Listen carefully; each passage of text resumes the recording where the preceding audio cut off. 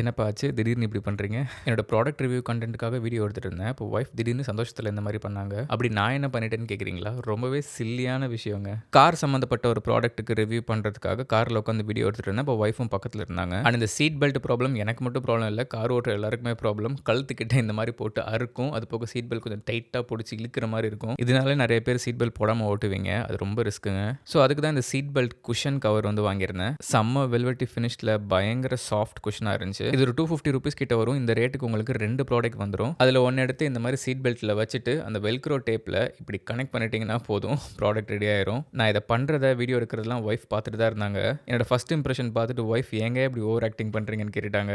எது ஓவர் ஆக்டிங்கா? இது எவ்ளோ கம்ஃபர்டபுளா இருக்கு, எவ்ளோ குஷன்டா இருக்குன்னு நான் உனக்கு எப்படி சொல்லி புரிய வைக்கிறது? இந்தா உனக்கும் மாட்டி குடுக்குறேன்னு மாட்டி குடுக்க போனேன். யூஸ் பண்ணி பார்க்காமலே ஐயய்ய! எனக்கெல்லாம் வேண்டாம் அப்படின்னு சொல்லிட்டாங்க. ஒரே ஒரு வாய்ப்பு குடுத்திருந்தாங்கன்னா அழகா மாட்டி குடுத்திருப்பேன்.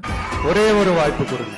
அண்ட் நான் 1 வாரம் யூஸ் பண்ணதுக்கப்புறம் எனக்கு அந்த வாய்ப்ப குடுத்தாங்க. அவங்களுக்கும் மாட்டி குடுத்துட்டேன். அண்ட் 1 வீக் அப்புறம் இன்னொரு வீடியோ எடுத்துட்டு இருந்தேன். நான் எல்லா ப்ராடக்ட்டுமே டைம் எடுத்து யூஸ் பண்ணி தான் வீடியோ போடுவேன். வீடியோ எடுத்துட்டு இருக்க டைம்ல கண்ணத்த கிள்ளி சாரிங்க உங்கள தப்பா நெனச்சுட்டேன். நிஜமா ப்ராடக்ட் கம்ஃபர்டபுளா இருக்குன்னு சொன்னாங்க. ப்ராடக்ட் லிங்க் வீடியோல டேக் பண்ணியிருப்பேன். நிஜமா யூஸ்ஃபுல்லான ப்ராடக்ட் தேவைப்பட்டா மட்டும் வாங்கிக்கோங்க. இல்ல காசு வேஸ்ட் பண்ணாதீங்க.